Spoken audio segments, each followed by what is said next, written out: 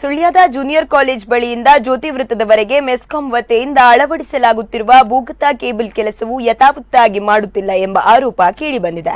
ಈ ಕೆಲಸವನ್ನು ಗುತ್ತಿಗೆದಾರರು ಸರಿಯಾದ ರೀತಿಯಲ್ಲಿ ಮಾಡುತ್ತಿಲ್ಲ ಎಂಬುದಾಗಿ ಸುಳ್ಯದ ಆರ್ಟಿಐ ಕಾರ್ಯಕರ್ತ ಟಿಎಂ ಶಾರೀಕ್ ಅವರು ಆರೋಪ ಮಾಡಿದ್ದಾರೆ. ಮೆಸ್ಕಾಂ ಹೇಳುವ ಪ್ರಕಾರ ಕನಿಷ್ಠ 5 ಅಡಿ ಆಳದ ಗುಂಡಿಯಲ್ಲಿ ಈ ಕೇಬಲ್ ಅಳವಡಿಕೆ ಮಾಡಬೇಕಾಗುತ್ತದೆ.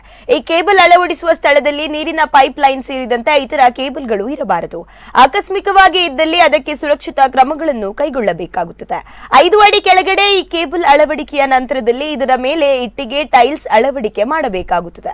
ಆದರೆ ಇಲ್ಲಿ ಅಳವಡಿಕೆ ಮಾಡಲಾಗುವ ಕೇಬಲ್ ಸರಿಯಾದ ರೀತಿಯಲ್ಲಿ ಅಳವಡಿಕೆ ಮಾಡಲಾಗಿಲ್ಲ ಎಂಬುದಾಗಿ ಟಿಎಂ ಶಾರೀಕ್ ಅವರು ಆರೋಪಿಸಿದ್ದಾರೆ. 5 ಅಡಿ ಆಳದಲ್ಲಿ ಯಾವುದೇ ಇತರ ಕೇಬಲ್ ಪೈಪ್ಲೈನ್ಗಳ ಸಂಪರ್ಕಕ್ಕೆ ಬಾರದ ರೀತಿಯಲ್ಲಿ ಅಳವಡಿಕೆ ಮಾಡುವ ಬದಲು ಒಡೆದು ಹೋಗಿರುವ ನೀರಿನ ಪೈಪ್ಲೈನ್ಗಳ ನಡುವೆ ಇಲ್ಲಿ ಕೇಬಲ್ ಅಳವಡಿಕೆ ಮಾಡಿರುವುದರಿಂದ ಅಪಾಯವೂ ಸಾಧ್ಯತೆ ಇದೆ ಎಂಬುದಾಗಿ ಆರೋಪ ಮಾಡಿದ್ದಾರೆ.